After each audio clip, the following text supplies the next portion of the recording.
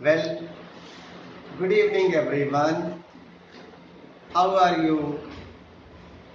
As we have already learnt about the kinds of sentences according to their formation.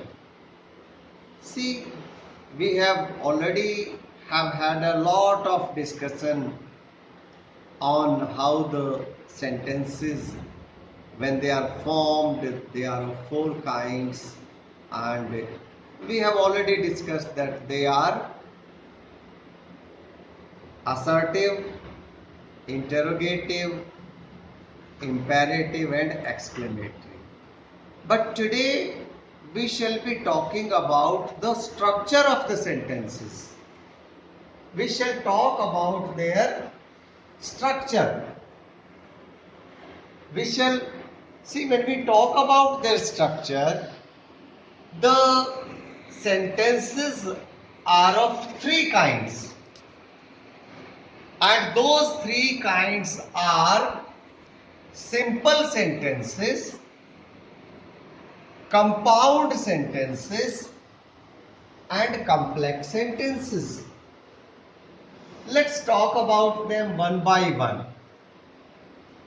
A sentence which has only one finite verb and one subject, the sentence is termed as simple sentence because it has got only one clause. When a sentence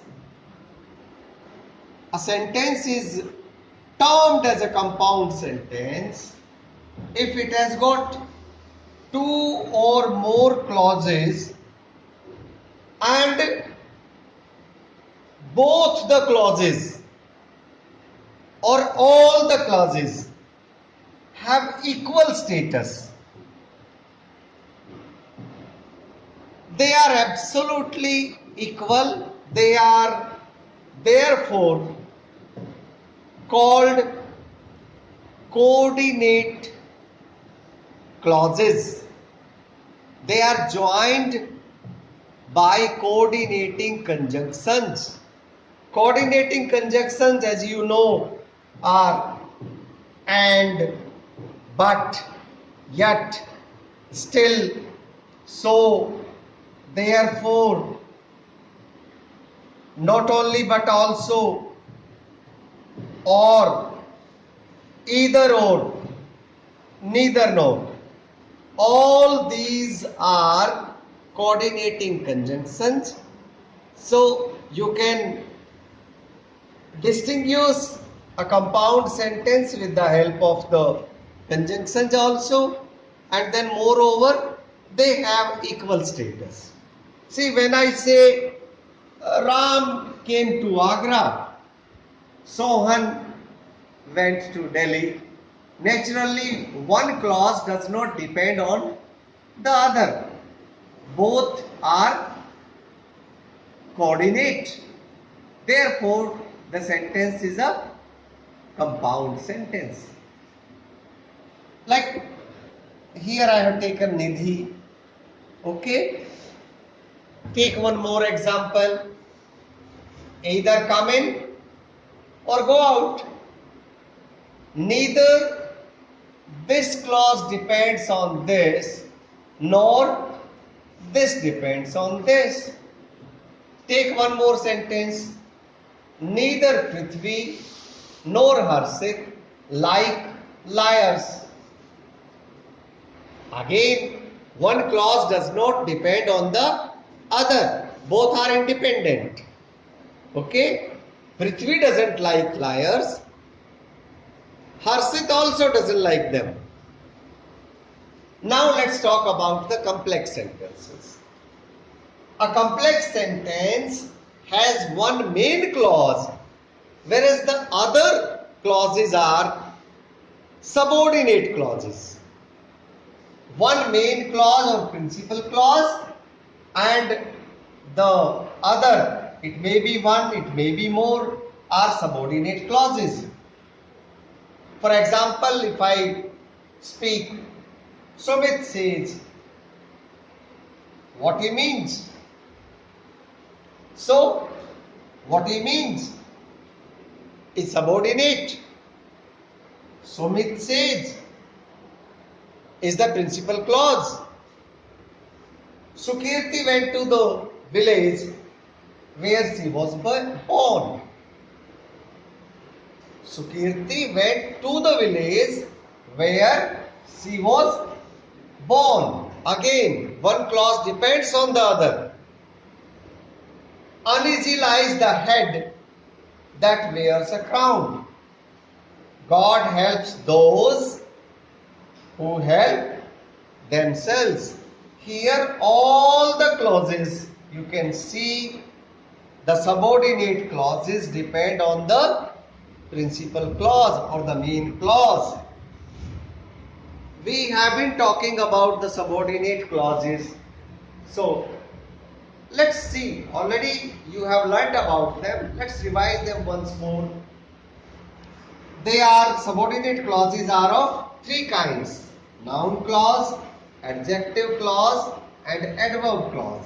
Noun clause functions like a noun, yani ki it can be a subject or an object.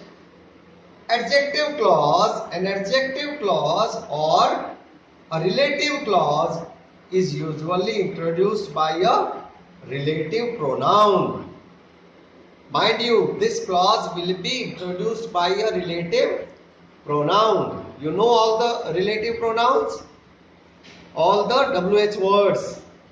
Okay. And an adverb clause functions like an adverb. Yani ki it modifies the verb or any other word. It may be an adjective or an adverb. Okay. Very important. Defining and non-defining relative clauses. See, a defining relative clause defines or limits the noun placed before it. Look at this sentence. The boy who is playing outside. Here, the boy is defined by this. The boy who is playing outside. Again, look at this sentence. The noise that they made. That they made. The noise is defined by this clause. And therefore, here the relative clauses are defining clauses. They limit, they define the noun. Look at these sentences now. Here, just look at this sentence. Diya's brother, who reads in class 6th, is very intelligent. Here, Diya's brother is already defined. The difference. Here it was defined, the noun was defined by the relative pronoun. Here, the noun is not defined by the relative clause, but the relative clause only adds one thing more. It adds something more. It has already been defined. See, who is that person? That person is Diya's brother. Already defined. We know that person. But एक quality उसकी और add कर दी.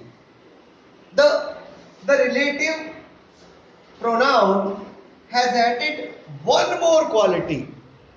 It doesn't define, it adds something.